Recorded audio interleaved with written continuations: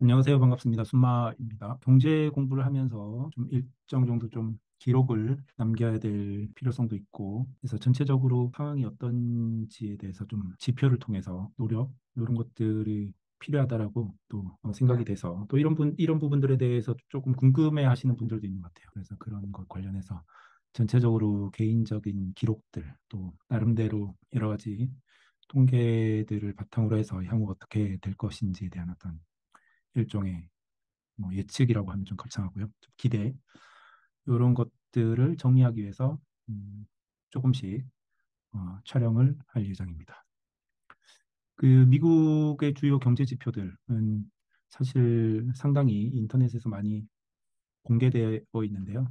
이런 부분들을 조금 모으면 사실 경제 기사들이 어떤 시각에서 이걸 보고 있는지 또 가장 중요한 어떤 경제에 영향을 미치는 사람들이 이제 연준 이사들이죠. 연준 이사들은 또 어떤 시각에서 이런 지표들을 보고 있는지 이런 것들을 조금씩 살펴보면서 그 접근을 하면 좀 더 재미도 있고, 이렇게 흘러가는구나. 또 대충 이 정도 기사가 나오겠구나. 이런 것들을 볼 수 있어서 또 개인적으로 흥미 있는 부분이라고 생각이 됩니다. 네, 미국의 경제 지표들 굉장히 많이 있고 또그 중요하다라고 생각하는 지표들은 학자들이나 또 예측하시는 분들마다 다른데 아주 중요한 것들이죠. 여기 있는 리스트에 있는 것들. 내구재, 듀러블 구스, 신규 주문량, 그리고 실업률도 아주 중요한 지표로 보고 있죠. 특히 연준에서는 굉장히 중요한 지표로 보고 있습니다. 국내 총생산, 전년 대비 변화율, 이것이 이제 전체적으로 경기와 관련된 현재 경기 상황이 어떠냐라는 부분들을 보여주는 지표들이고요. 이제 물가 지표로는 대표적으로 개인 소비 지출 물가 지수 PC라고 하는데요. PC 이렇게 보고 이제 연준의 기준금리를 결정하는 연준 기준금리와 또 실제로 소비자 물가 지수가 어떻게 좀 연동이 있는가라는 것을 보는 표를 마지막에 비치를 하도록 하겠습니다. 그 미국 경기 지표 중에 이제 제조업 내구재 신규 주문량인데요. 최근 5년 표입니다. 단위는 100만 달러고요. 높은 시장 민감도를 갖고 있는 지표로 보고 있고요. 미래 제조업 활동에 대한 주요 지표입니다. 미국 상무부 산하 인구조사국에서 작성해서 통계청 홈페이지에 가면 발표를 해요. 이거를 이제 프레드라는 경제연구 어, 소에서 이제 그 이렇게 지표로 제시를 하고 있습니다. 뭐 API를 여러 번 모으기도 했는데요.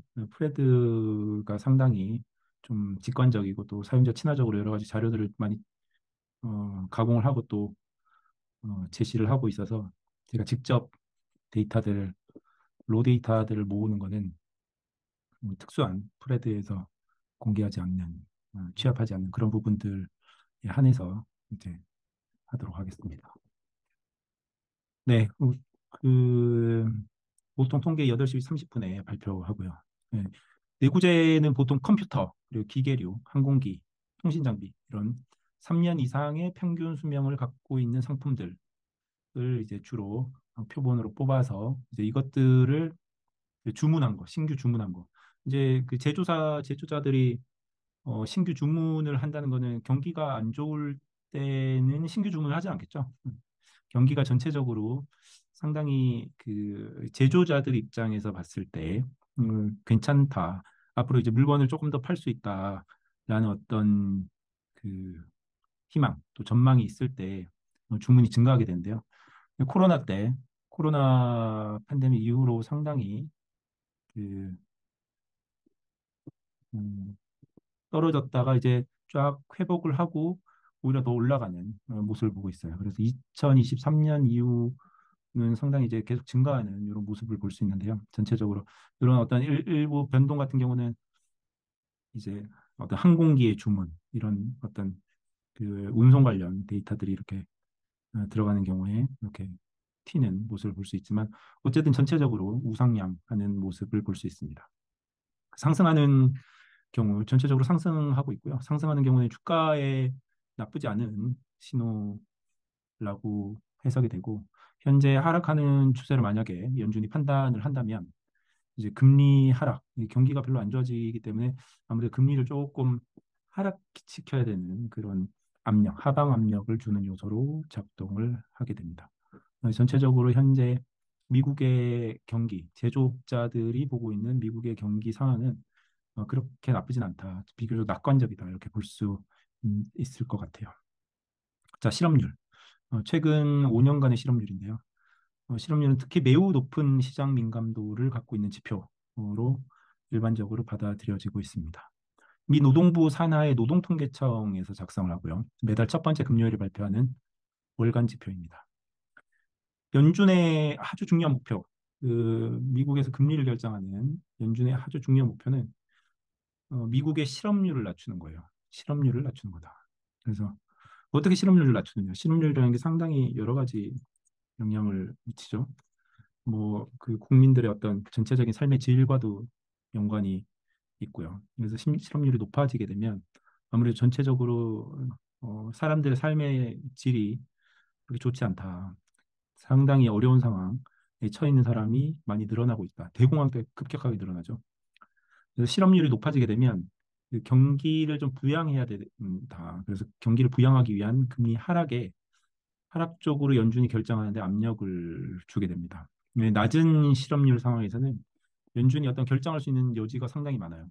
실업률이 낮은 수준으로 유지되고 있다라고 하면 연준은 실업률 말고 인플레이션만 보고 어떤 판단을 할 수 있는 그런 여지가 생기는 거죠. 그래서 그 실업률과 인플레이션 이거는 연준의 가장 중요한 목표고 또 두 마리 토끼죠.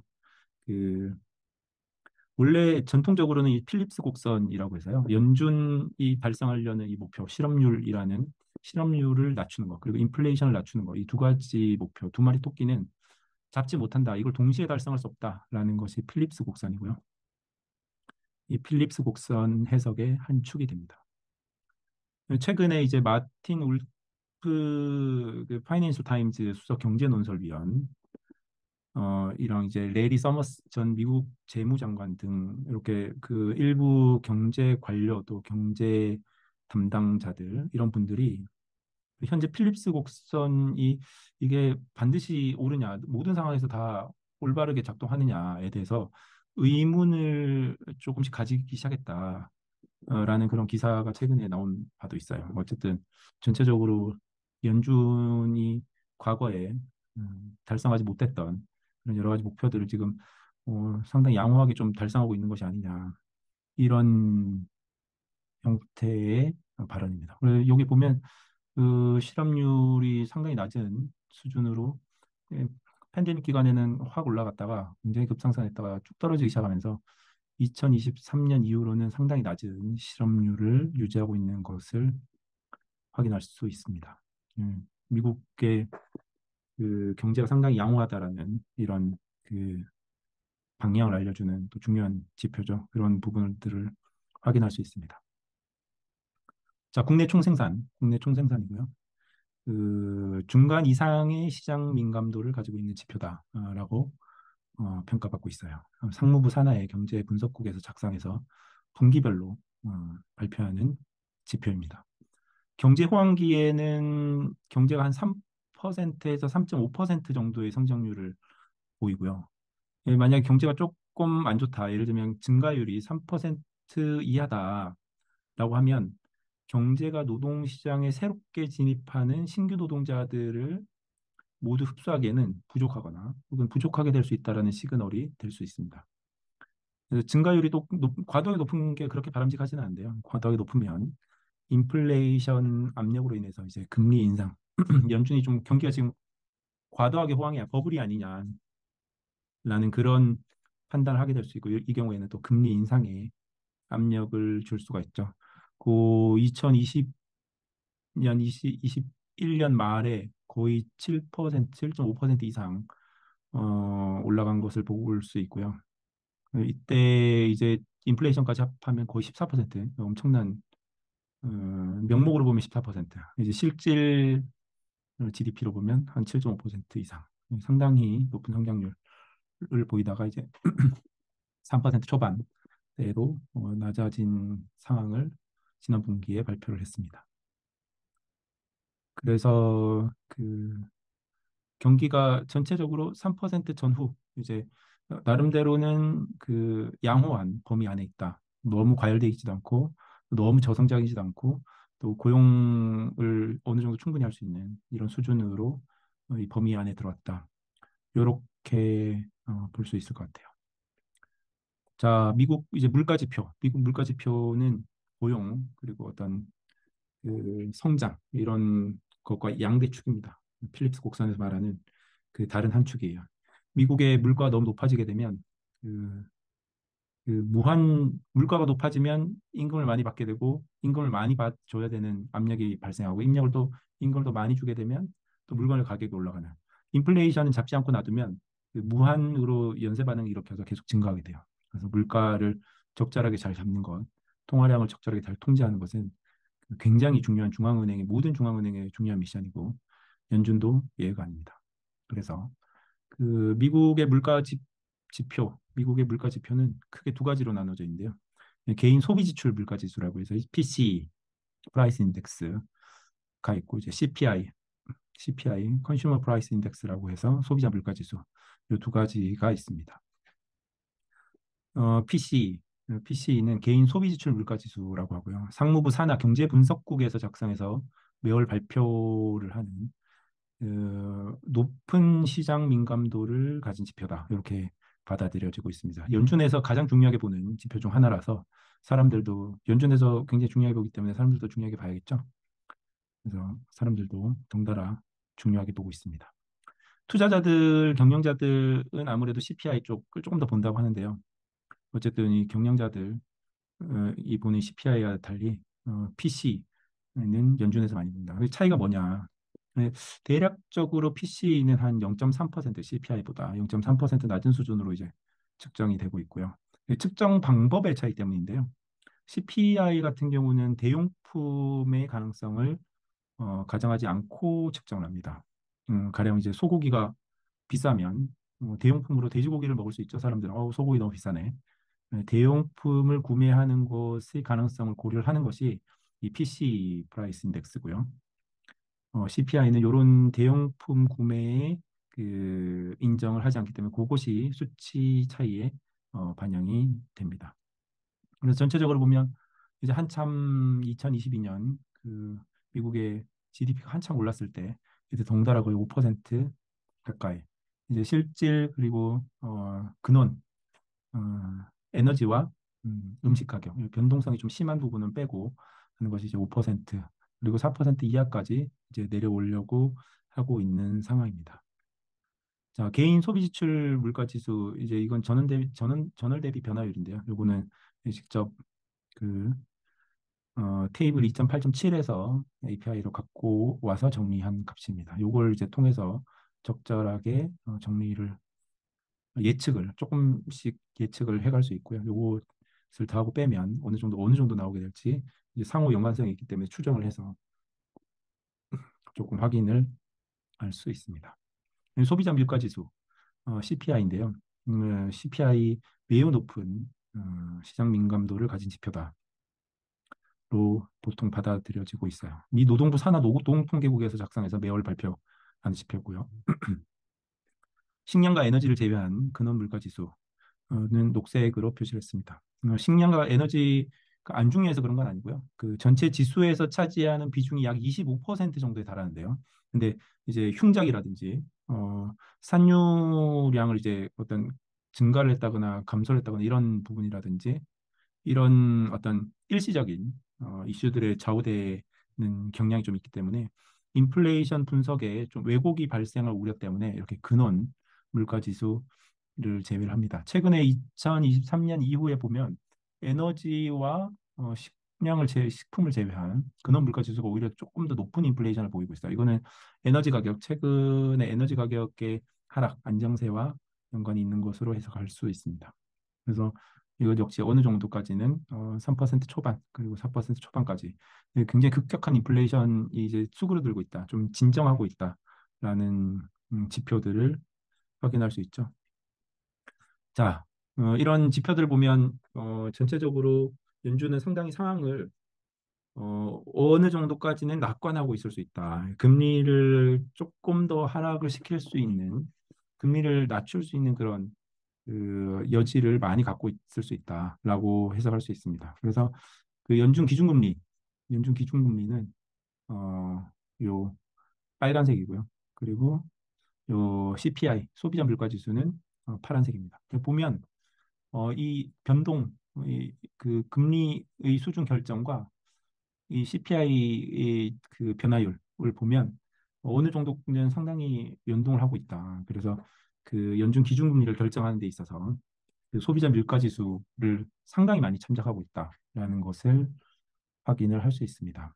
그래서 현재 최근 그 역사적으로 지금 이것이 1950년대 이후 어, 이후에 이제 물가들을 정리한 건데요. 전체적으로 보면 현재의 인플레이션 수준이 그렇게까지 높진 않다. 그 미국 금리가 상당히 낮은 수준으로 유지됐을 때의 금리 그때 수준과 유사하다. 이 거의 한 1980년대 초반은 14%, 15% 가까이 되는 이런 금리 인플레이션율을 보여주고 있는데요. 근데 이 정도 수준 또 역사적으로 있었던 것에 비해 보면 그 코로나 이후에 급등했던 어떤 인플레이션이 지금은 상당히 많이 진정되는 어떤 기조로 가고 있다, 분위기를 보고 있다. 그래서 실제로 언제 금리 인하가 단행될 것이냐라는 정확한 시기는 단정하기는 힘들지만 전체적인 지표로 봤을 때는 어, 상당히 낙관적일 수 있다.